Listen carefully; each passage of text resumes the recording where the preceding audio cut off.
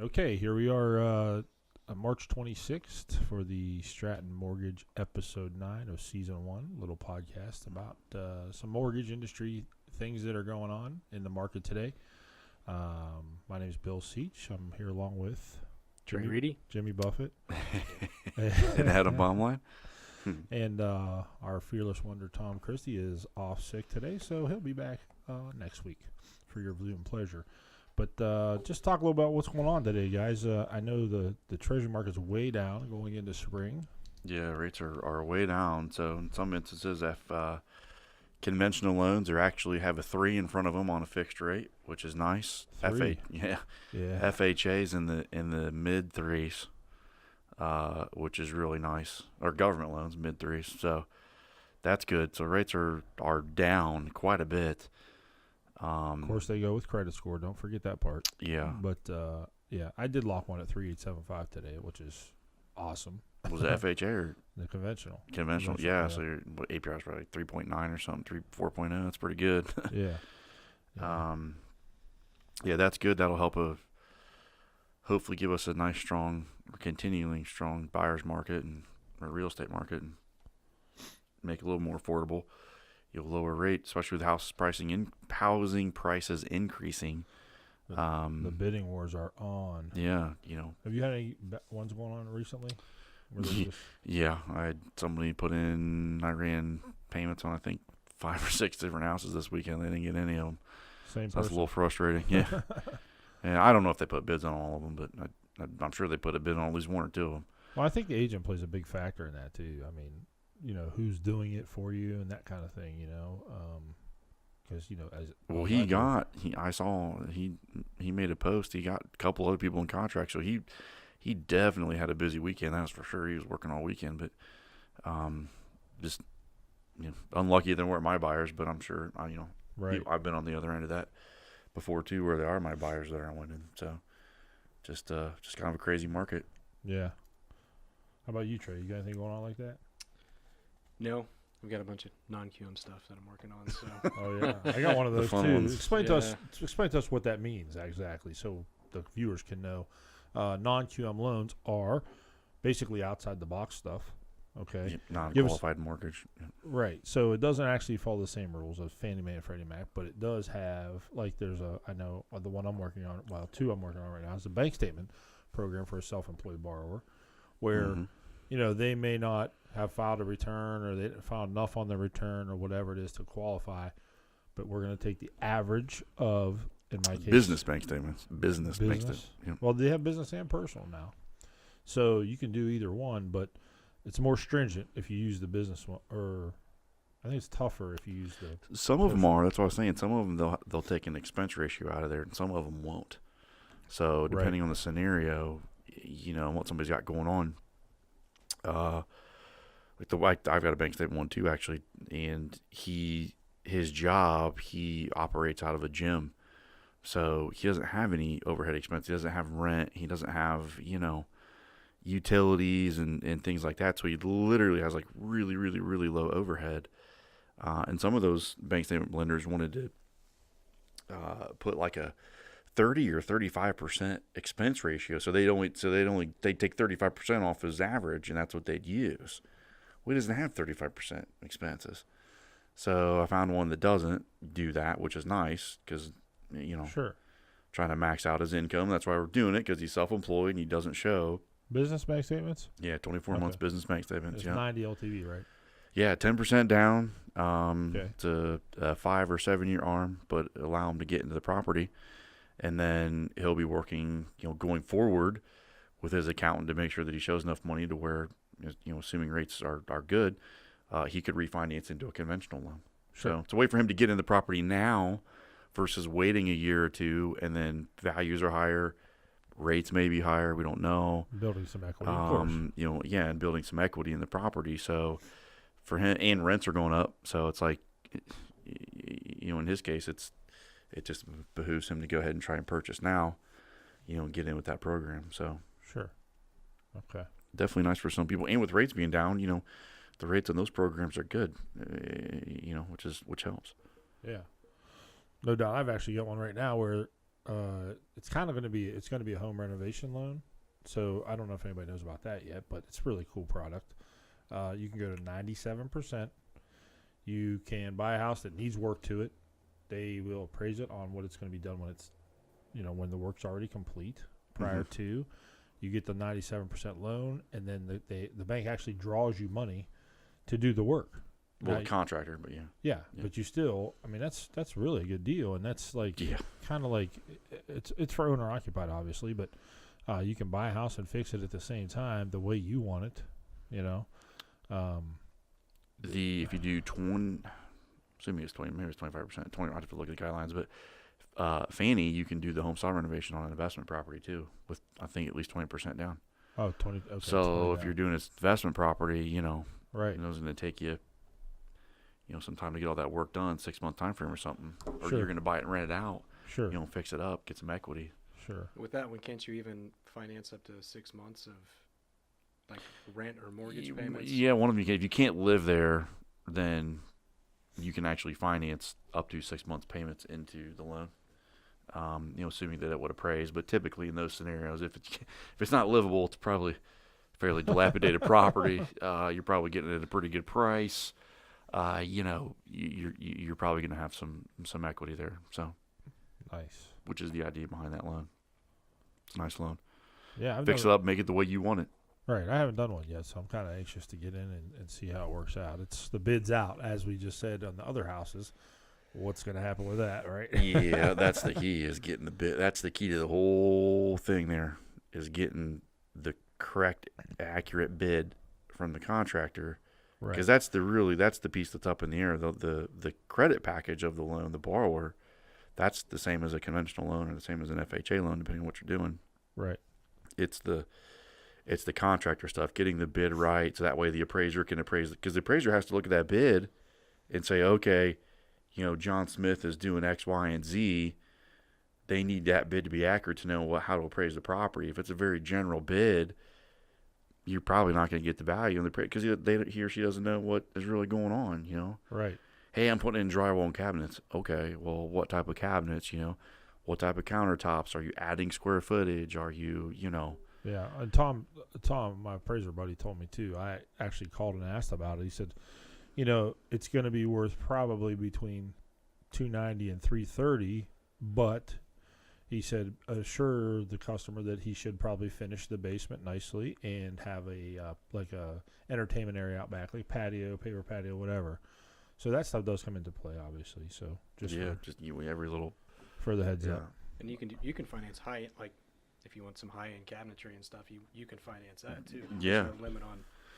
It just depends on what it appraises for. That's your key. So really the better deal you get on the property, and the more potential equity that's there once it becomes up to market condition, right, will help you. And then of course you don't want to go totally over improve the property. So now because it's a home style renovation, though, the rate's not going to be in the threes. It's going to be probably high. No, I didn't look fours. today, but I can. They're not bad. I mean, it's certainly better than financing it on credit cards. Right. Or doing a home equity line of credit where you only have access to the equity that you have now. And number two, the rates are higher in a line of credit. So right. That one I priced out was like 4,875, I think. But you're buying a house for, $220, and you're gonna get a loan for $280 or something to that effect. Yeah, you're so it's pretty good deal. Are you looking it up right now? Yeah, I'm just trying to see what this is. Are you checking your emails again during live podcast? Trying to stay on top of everything. Jimmy, get him, Jimmy. No, actually today, man, they came way down. 30-year fixed, and of course I'm just looking at one. Yeah, you're not looking at the shopping bumps. this around, but you're probably looking in the mid to low fours.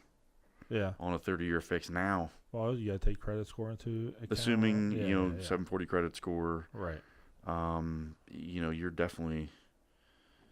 Yeah, you might even be below that. So those rates are really good right now. Right. So maybe that's on a purchase. What if it's a refinance? What if your rate right now is 4.25% on your mortgage? And you want to you want to get some money out and fix up and have the contractors do whatever. Do an add-on. Yeah. Well, instead of taking a line of credit at 5.25% or whatever it may be, 5%, you can get all that money now in the low fours on a Yeah. 30-year. If you can do shorter term, but a 30-year fixed or whatever, that might open up a lot of doors for refinancing in general. Redoing the kitchen, adding on square footage, Same finishing the basement. Yeah, you'd have the same payment. You take a little bit of money out. Yeah. No doubt. Well, that would make you cash out, right? Obviously. Yeah. Or no? You can't do cash out on it. It just goes to the Well, yeah, to the work though. But is it cash out or rate and term at that point? no, it's rate and term. Nice. Yeah. So it's a secret cash out rate and term, really. I mean, think about Yeah. if you're paying work, but okay, so you're putting the money back into the house. But yeah. So I was actually comparing one yesterday, and this kind of switches gears a little bit, but I had a guy call me and said, what's your rate on a 30-year fixed rate? And I told him, and he said, well, what about this interest only thing I start hearing about again? And that's a non-QM product, the interest only, which I had to verify that that was the case. And the rates are so low, it didn't matter. The interest only didn't even matter. The payment was like $80 difference, because the rate on interest only is in the fives. Yeah, and it's interest only, not Right. principal and interest. Yeah, so really, there's not. Right. There's no The advantage. payment's lower, but it's not technically a lower payment because you're only to pay that down. You got to pay, Right. more money on there. So there's no true advantage to doing it. Yeah.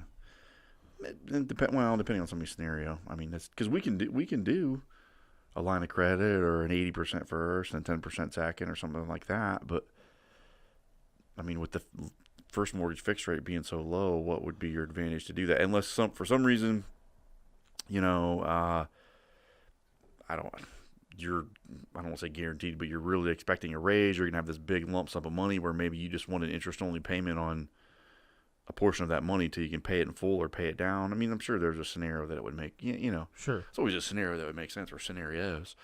But with where rates are at right now, what we can offer, I don't know that necessarily makes sense to do that. In most cases, why wouldn't you just choose a nice, 30-year fixed, low rate? You're not really getting an advantage to do anything else. Right. Do that. Have you been switching any customers, back to like a 20-year now or stuff like that because the rates are so good? I did one refinance lately, or about 3 weeks ago. He did move to a 20-year, so he ended up saving like $90,000 or something. It was crazy. Over time, Over time, and he's not planning on moving. He's staying there. He'd been there for 2 years.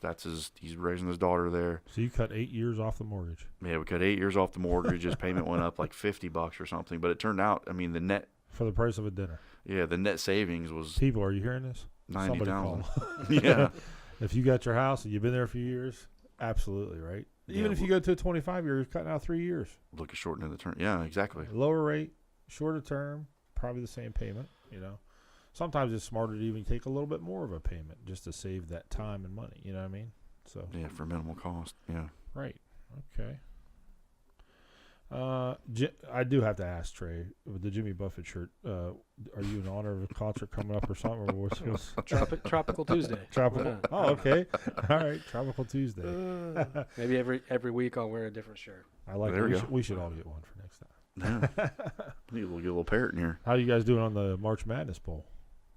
I am 7th out of 30 or 41. There's 41 total. Okay, Mhm. good. Which Who do will you probably not be. But who's winning it in that poll? The hated Duke is who. Who do I pick to win? I You picked picked Duke. Did you Yes. really? They almost How big lost. I know. Who'd you pick to win? I didn't play this year. You picked Westerville. Last year I was out like the first 2 games. Really? Just Gotcha. completely. I've got 3 brackets. I hate saying that. I have Duke winning in 2 of them, and Virginia winning the other one, which is we'll see. Virginia's pretty good. We'll give Virginia's pretty good, Yeah. but the Virginia bracket I'm 28th. So if they win, I'm toast. I'll tell you who I enjoyed watching, and I know they beat Ohio State, but Houston's a real deal. Houston's not bad. They run. Houston's not bad. You know. I'm surprised Ohio State even made that game. First of all, Right. Did you see how giant the other guy is from Central Florida? 7'6". Dude, he's huge. I don't even think he jumped to dunk it. He just put his hand up. I'm Right. like, really?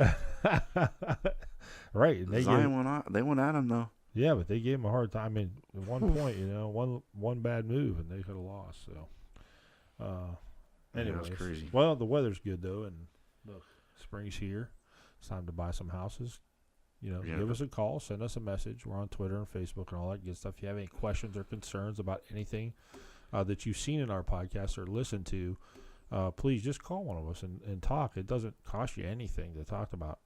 Consultations are free. Definitely help out. Scenarios, and even if you're not buying until next year, the fall, the spring, whatever. You know what I mean? Yeah, Summer. we've got people buying right now that we talked to last year. Right. So, definitely is the way to go. You got anything else for today, Jimmy? Hashtag us if you have any questions. Ask Stratton. There you go. Yeah. Okay. Or Ask Stratton Mortgage. Right. One of the look at two. Both of them. Yeah. So. You got anything today? I don't think so, man. Let's see what we got. Got some deals. Got the Nationwide High Balance closing tomorrow. That's a nice program. That's the 90%. Nobody can remember from before. 90%, no MI, up to 700 now, is it? Roughly anything from 453, 5, or whatever the conforming limit is to up to 700. So this was in Upper Arlington, $615,000 purchase. Wow. 10% down, no mortgage insurance rate, was in the low 4s. So really good. Nice. That's awesome. So if you're in a house that's worth 400 right now and you think you want your dream home at 550, that's the one for you, right? Yeah, it would fall into that program. You don't have to do an 80-20. It's one loan, locked in, 30-year fixed, no prepayment penalty. No MI, which is huge. That's a strong program. Oh, we didn't touch on, we forgot. What? Is the DU and the FHA updates. Oh, okay. So FHA made some changes to their automated underwriting system, or their what they call total scorecard, making it a little more stringent for lower credit score, lower reserve borrowers. It may move to a manually underwritten loan. So, number one, that means less borrowers are going to be approved. But I would say more importantly, if the lender you're working with can't do a manual underwrite, they're going to tell you you're denied, and you may not be actually denied. Right. They just don't choose to do a manual underwrite. So that's very, very important. You need to, especially someone like us that's a broker, we can look at different lenders, because not every lender we work with will do a manual underwrite, but some of them will. Yeah. So you need to know that you're working with the right lender to be able to get that done. So that's very important on the FHA government side. Right. And then with Fannie Mae and the DU release of 10.3, I believe, we have noticed some changes. I had one where I lost the appraisal waiver, which I thought was kind of weird, but vanished out of thin air. Yeah, lost the appraisal waiver on it, 20% down. I thought that was kind of strange, but I had run the findings under DU 10.2. By the time that they submitted their paperwork, we submitted underwriting, and underwriting ran it. It was DU 10.3, and there was no longer an appraisal waiver, which is not the end of the world, but it means there's some changes being made. Did you call DU and ask them about that? I didn't. I talked to the lender though, and did you? Kind of gave me the heads up on it. Yeah. Okay. But then, if you've got borrowers with a pretty good credit score, maybe one borrower on the loan versus two, we've noticed that some of those people with a little bit of higher debt-to-income ratios are not getting approved now that were before. That could come into play if you've got, maybe